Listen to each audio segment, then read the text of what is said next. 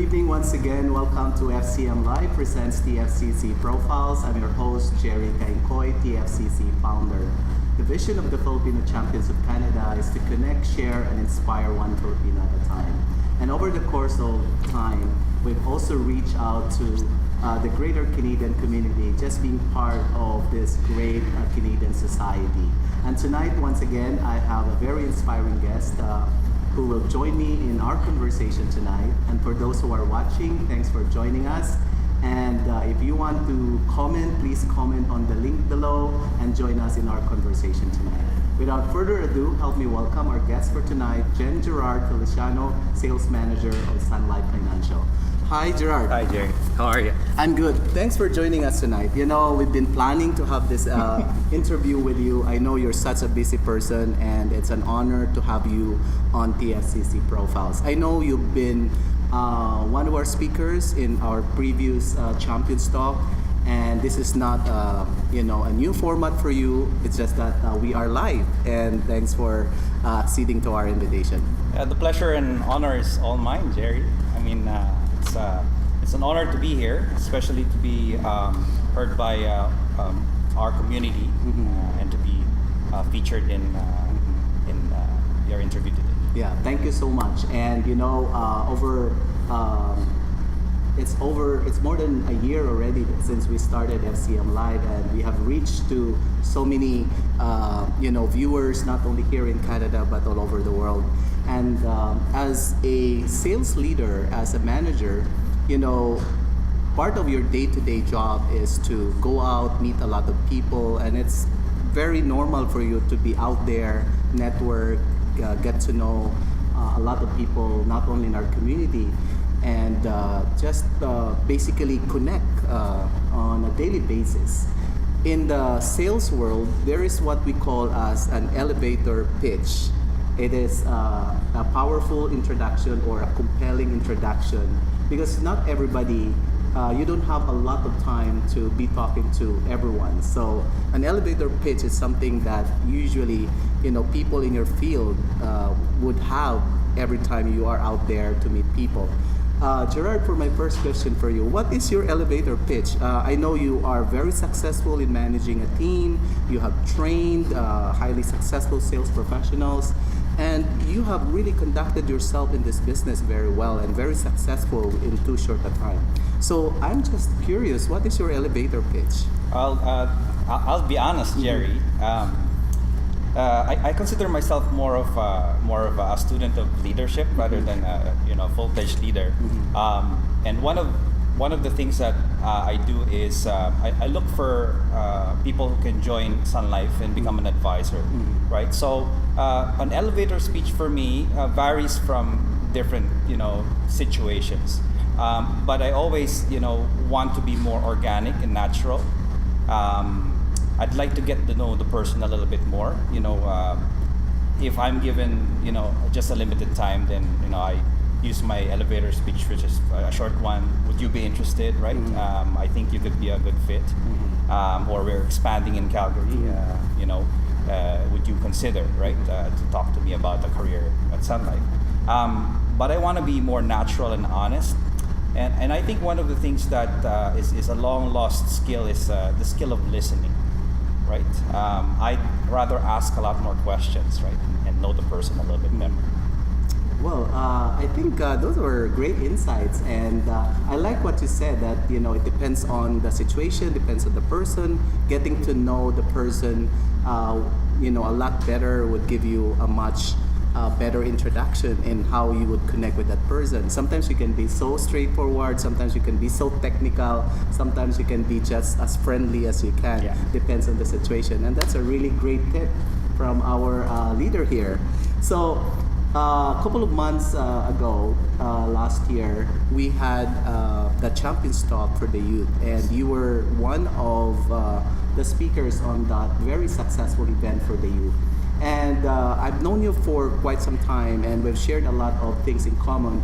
And one of the things that we do agree and we are passionate every time we talk is about advocating for the youth, right? So my question for you, if you're going to talk to our Filipino Canadian youth or the youth in general, what inspiring message would you like to share to them? It's a very good question, and I am passionate about the youth, right? It's the future of our community. It's the future of this nation, in this country, right? I think there's a couple of things I want to share or tell our youth. One is know thyself. If you're aware about what you're good at, what you're passionate about, you develop that, right, and build on that skill. You become more confident about yourself, and therefore you become more competent with the things that you're really good at. Allow yourself to be inspired by other people, and envision yourself, in about 10 years, what are you going to be, right? How are you going to look? Who are the people you're going to be hang out with? And that's the second thing. Don't be afraid to fail, right? They said that the harsh reality is that you're involved in all the wrong decisions that you have made. And you should be responsible for it. That's right, yeah. Because failure is the greatest teacher. I failed myself, and I think it's the best teacher for me. And the most important thing, I think, and this I borrow things from people I see and I read about. Andy Stanley said, your friends will determine the quality and the direction of your life. I'm repeating that. Your friends will determine the quality and the direction of your life, which is very important, right? So they say also you're an average of the 5 people you're very close with. Right? So. Well, wow, those were really great insights that you have shared. One thing that really stood out for me is know thyself or know yourself.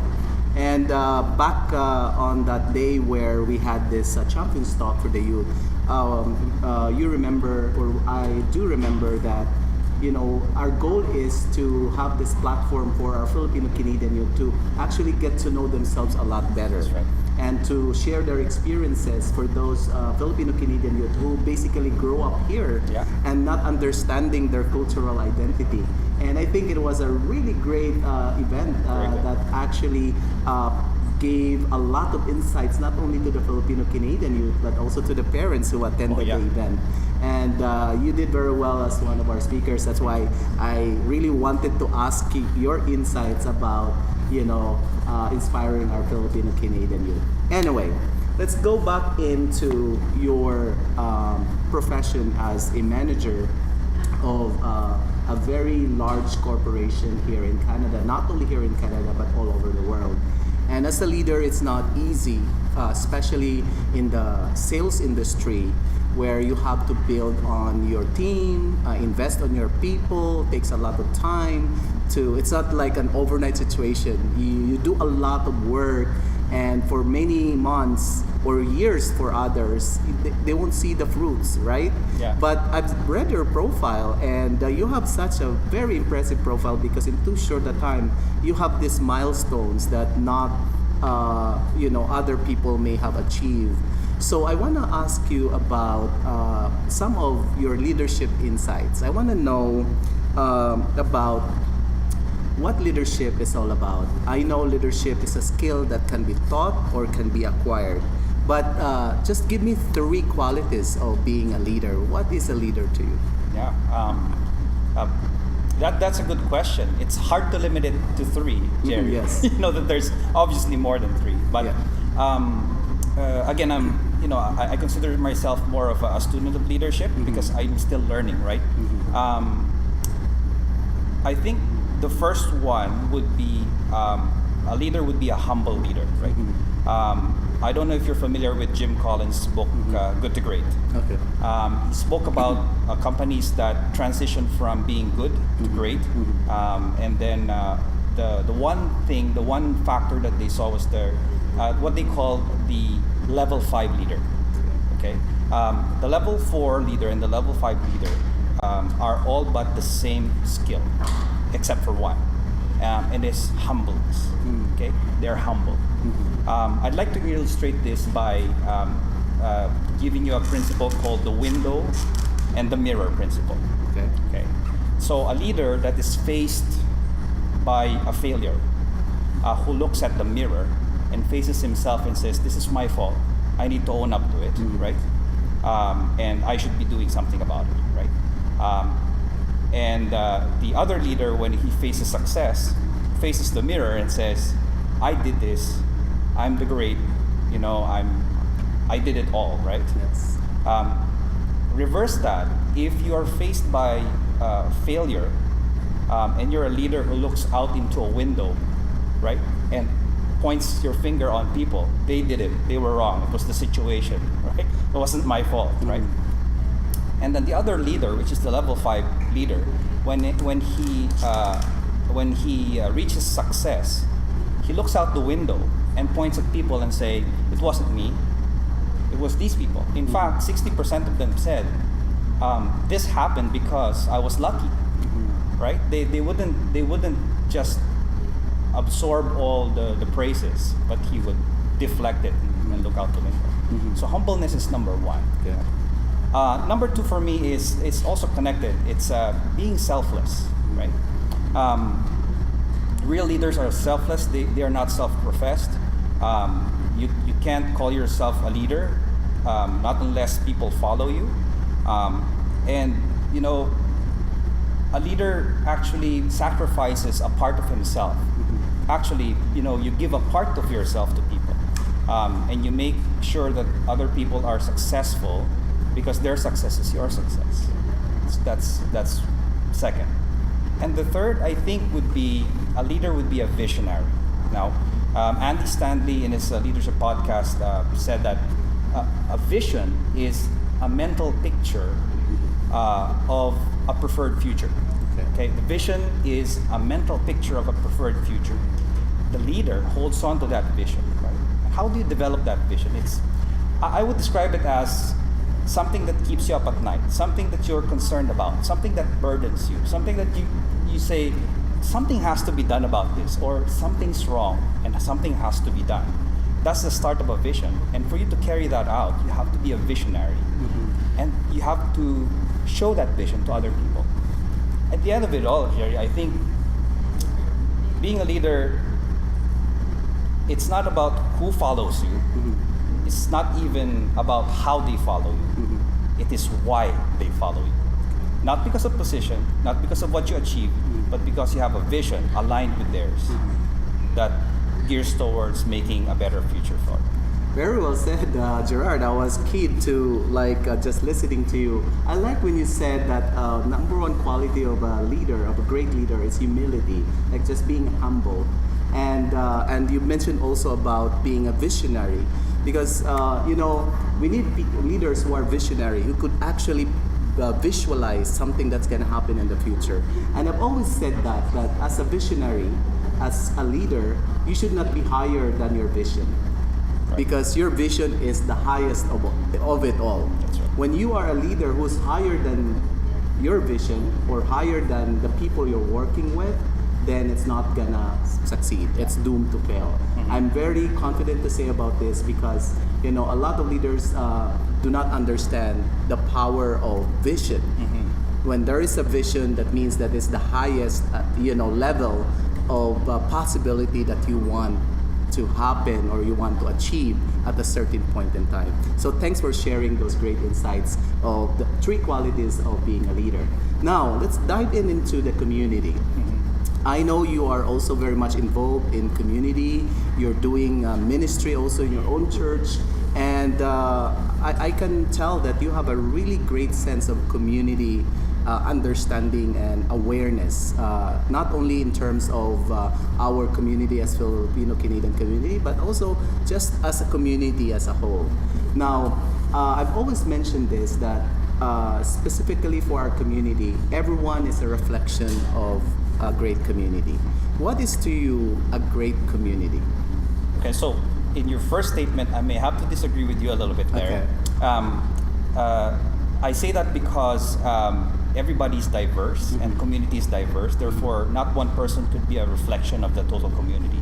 Although it is more apt to say, I think, that we contribute to how our community is being reflected. Okay. Right? To some people, you are the only gateway, the only picture of what a Filipino community is in Canada. So therefore, we can be a reflection, but not as a whole. That's all. Okay. Yes. Your second question is interesting. What makes a good community?